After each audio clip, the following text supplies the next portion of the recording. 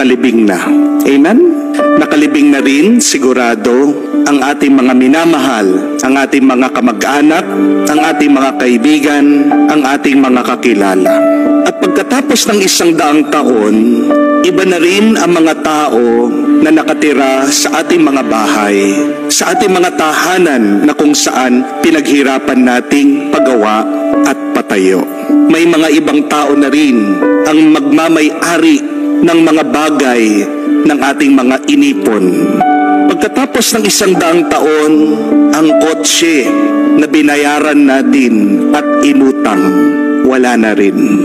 Maaaring ito ay scrap, lata na, tinapon, o baka inilibing na rin. Pagkatapos ng 100 taon, yung ating trabaho na pinagpaguran, ini-stress, palaging iniisip, binigay na sa iba. O maaaring ang kumpanya na ating pinasukan ay wala na rin. Pagkatapos ng 100 taon, yung mga kaaway natin na kinaiinisan, nakabaon na rin. At pagkatapos ng 100 taon, kahit ang ating mga kaapu-apuhan, hindi man tayo maaalala, makikilala, o matatandaan. Pagkatapos nating mamatay, larawan na lang tayo. Makikita sa album, sa picture, nakasabit sa dingding. Maaaring makikita tayo, dadaan tayo sa Facebook feed ng ibang tao, pero hindi na tayo kilala.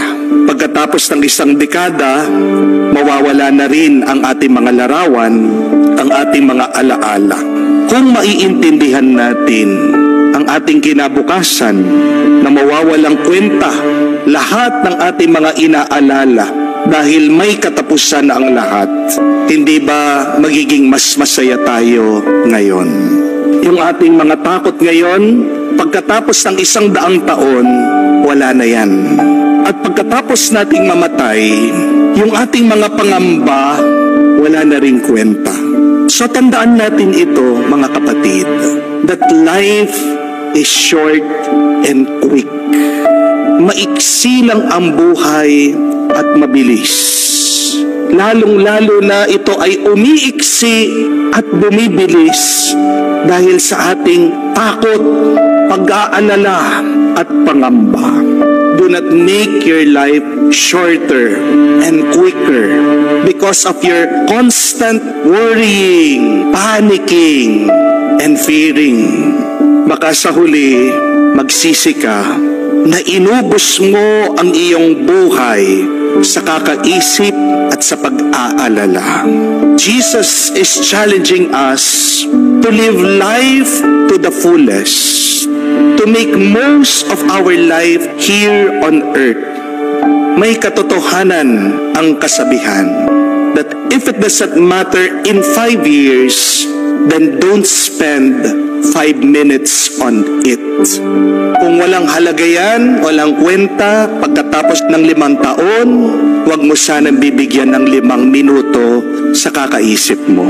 Kaya din po si Jesus, palagi niyang utos sa atin, huwag kayong matakot, huwag kayong mangamba.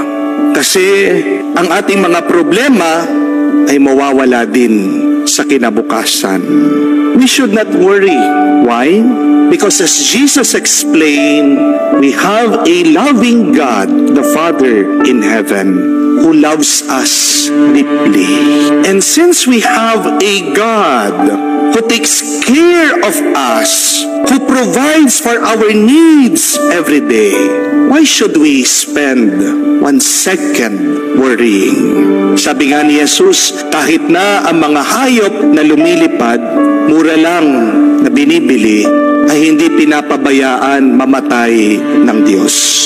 Tayo pa nga mga tao na ginawa sa muka at wangis niya. Tayo pa kaya mga tao na tinatawag niya mga anak.